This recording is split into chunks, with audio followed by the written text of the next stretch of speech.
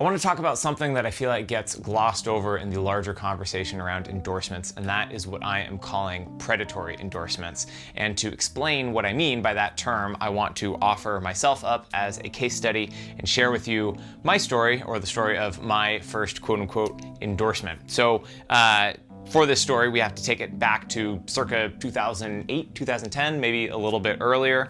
And around this time, there was this huge proliferation of quote-unquote custom drum companies. And what these companies were doing were basically taking Keller shells and then off-the-shelf hardware like tube lugs that either came from China or from Drum Factory Direct or wherever. Then they were wrapping these drums or staining them, or doing some sort of finish, and then making them to custom specs and custom colors, and then sending them out to people. And there's nothing inherently wrong with this, but there were just a lot of these companies back in the day, and I think the only one to really survive today is SJC. So just imagine there were a lot of like SJC adjacent or very similar custom companies back at that time. Some of you may remember this. Now also around that time, I was a teenager, very passionate about drums, and in the grand scheme of things, hadn't really been playing that long, but I was very, very into it. And I was also very into YouTube drumming and endorsements and people that are doing drum covers. I was really into doing drum covers at the time and trying to maximize views and subscribers, which clearly I'm not into now. But at the time, I was really, really trying to just, do basically whatever Cobus was doing, I thought was very cool, and I wanted to be doing as well. But I was also very taken with all of these custom drum companies that were coming out at the time, like SJC and the one that I want to talk about today, which is, or was, Shine Drums. And they are my case example here for what I came to realize was, and what I'm kind of calling now, a predatory endorsement company. So basically, the situation is that, especially at that age, and even for a lot of people now and people at any age, there are a couple of reasons that a lot of people want endorsements, and they're both kind of the wrong reason to want an endorsement. And one of the reasons is free gear, which I definitely wanted and most people want. And the other reason was for validation, which of course we all want, and I especially wanted at that point in time, and as most teenagers do. So you want money, or not money, but you want product, and you want validation from these companies just to show that, I'm endorsed by so-and-so. It carries a certain amount of weight to say that I'm a DW artist, or I'm a Zildjian artist, or a Meinl artist, none of which I am. But it would be cool to be able to say that. And I was especially desperate for that validation at the time. So I can't remember exactly how the conversation got started, but I think I may have reached out to what was called Shine Drums at the time, and they had, they were quote unquote endorsing a couple of YouTube drummers at the time, and I was saying, hey, I'm however old, I live in Alaska, and I make YouTube drum covers, maybe I could get an endorsement, or maybe I could endorse your drums. And basically what happened is they did almost no vetting. They were extremely supportive, which sounds nice, but really at the end of the day, I was not anyone who deserved an endorsement really at any level, because I didn't really have anything real to offer these companies. And my brand, what I was offering at the time, just doing drum covers in my bedroom, wasn't really something that any brand would want to officially align themselves with. So nevertheless, I was very excited when they said, yeah, that sounds great. We would love to sponsor you, or I'm going to use the term endorsement kind of back and forth. We'd love to be one of your endorsements.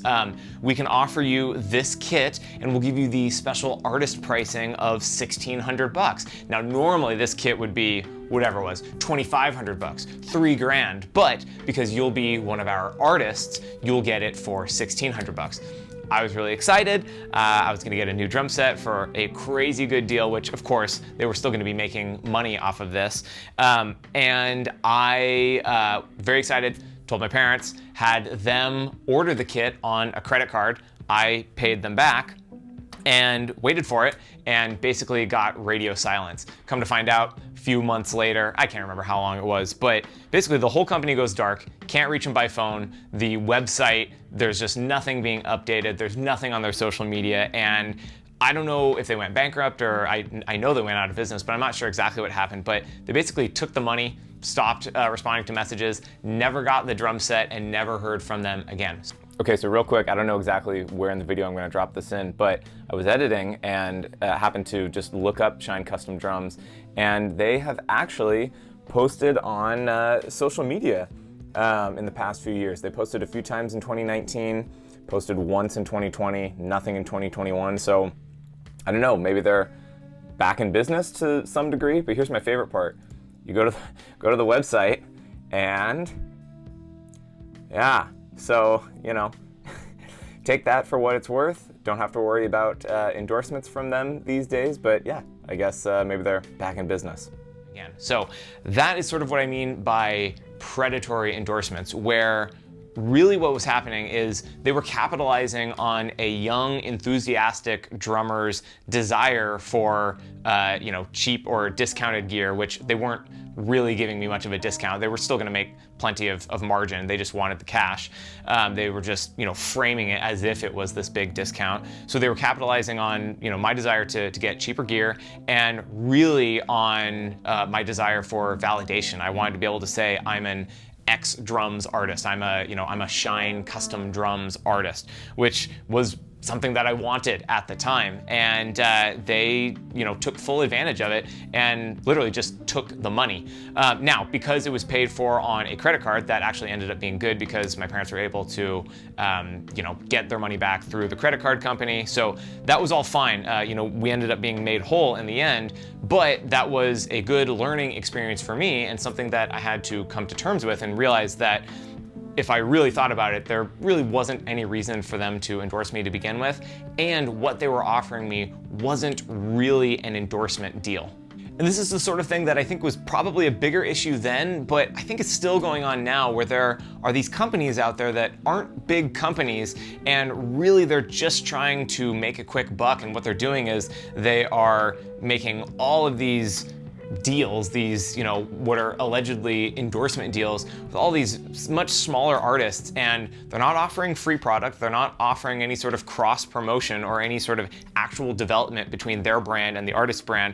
They're just saying, yeah, we'll give you an artist deal and give you 10% off whatever it is, which is still well within their margins to make money. So they're really just using the idea of an endorsement as a sales tactic. And this is the sort of deal that I call predatory, because it just capitalizes on artists' desire to be validated or receive free or discounted product, really just to make sales, and not really for the organic, cross promotion or development that each party is supposed to provide each other. So definitely my example with Shine, I think, was a more egregious and definitely more extreme example, and I don't think that sort of thing is happening very frequently at all. But there are a lot of smaller level deals that I see where you see, a certain company and a certain artist or a certain person on Instagram or social media or whatever, and you just think that there really probably isn't that great of a match there, where they're not really promoting each other's brand that well, and there doesn't really need to be an endorsement deal involved, and you feel like there's maybe just kind of some sales being involved there. So I guess my point to all of this is that if you're someone that's thinking about endorsements, just to be very self-reflective and very honest about what you could offer a brand, especially if you're interested in big brands like Fender or Meinl or DW or whatever it might be, and really be realistic. Like, what do you have to offer that company? And then what does that company have to offer you other than free gear and validation? Is there something that you want from them? Like, do you want to be associated with their brand for a particular reason? Some of the best advice I ever got was to just play what you would play without any sort of endorsement deal. If you take that off the table, what would you play anyways? All of the stuff that I play, all the brands that I like Meinl and DW and Remo, I don't have any sort of official deal with, even though I would definitely be interested if anyone wants to. I don't have any deals with them because I just don't have enough to offer at this point to be working with these companies. Now, it's possible that that could change someday, but it doesn't mean I'm going to start or stop playing that stuff regardless of whether I have an endorsement deal. I'm still gonna play this stuff anyways. And that is really what I would recommend to anyone out there that is curious about endorsements or is sort of going through the same sort of machinations in their mind where, maybe deep down you're really looking for validation, or maybe you're just kind of looking for some cheap gear or some free gear, and I guess maybe the moral of the story here, of my cautionary tale, is to just put that out of your mind. Don't worry about that. Play the stuff that you like, play the brands that you enjoy, and you know, if a deal ever comes your way, if a deal ever comes my way, then good for us. But otherwise, there's still nothing wrong with just playing gear that you like. So watch out for these predatory endorsement deals. Hopefully this was helpful to some of you. Hopefully my story, my cautionary tale, was entertaining to some of you. You can laugh at me to my younger self's expense, as I do now.